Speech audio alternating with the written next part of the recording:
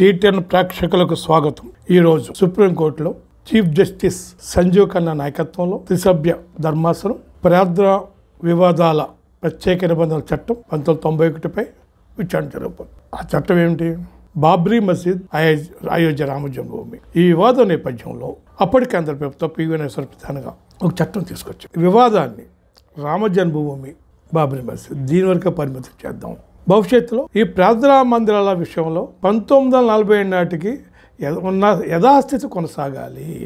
అంటే మన దేశానికి స్వాతంత్రం వచ్చే నాటికి అది హిందూ దేవాలయం హిందూ దేవాలయం, ముస్లిం మస్జిద్ అయితే ముస్లిం మస్జిద్, ముస్లింలు అయితే దర్గా అయితే దర్గా, లేదంటే సిక్కు గురుద్వారా అయితే సిక్కు గురుద్వారా, బౌద్ధారామాలు అయితే బౌద్ధారామాలు, జైన్ దేవాలయాలు అయితే జైన్ దేవాలయాలు, ఏ మతానికి చెందిన ప్రార్థనాలయంగా ఆనాటికి ఉంటే అదే యథాస్థితి కొనసాగాలి.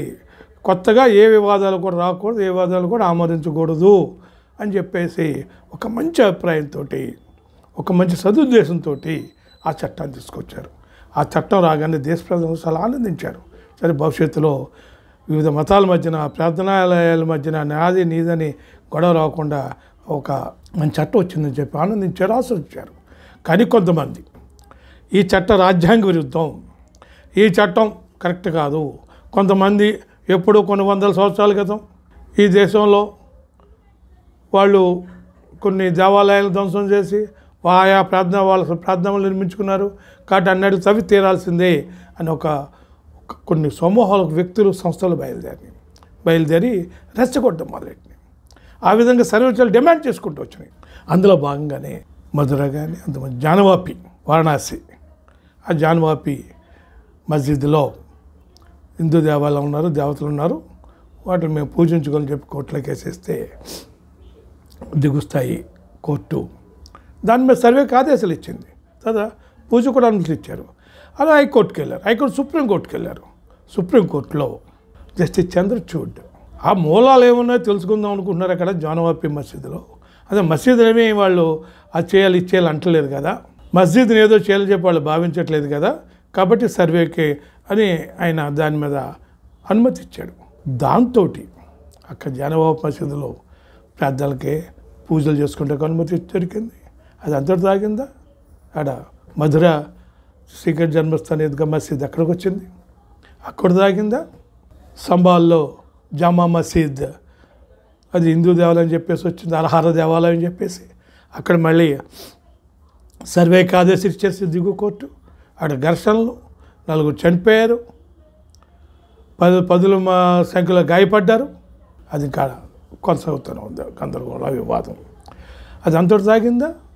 అజ్మీర్ దర్గా శివాలయం అని చెప్పేసి మళ్ళీ అక్కడ ఒక కోర్టులో కేసు, అక్కడ దిగు జడ్జి కూడా సర్వేకి ఆదేశాలు ఇచ్చాడు.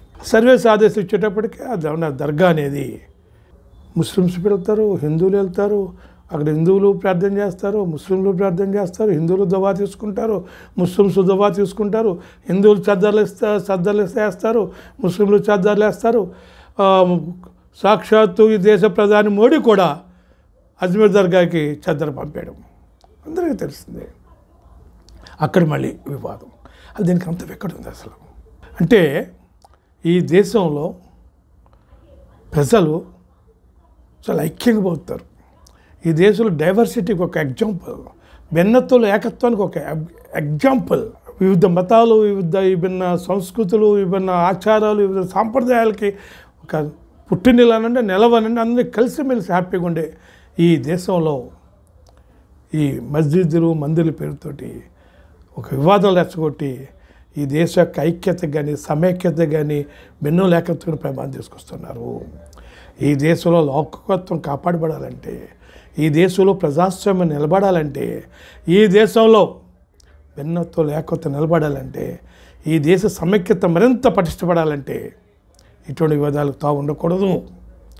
బాబ్రీ మసీద్ కూర్చోడానికి 1 సంవత్సరం ముందుగా రూపొందించబడిన ఈ 1991 ప్రార్థనా స్థలాల ప్రత్యేక నిబంధనల చట్టం అమల్లో ఉండాలా, అమల్లో ఉండాలని కోరుకుందాం.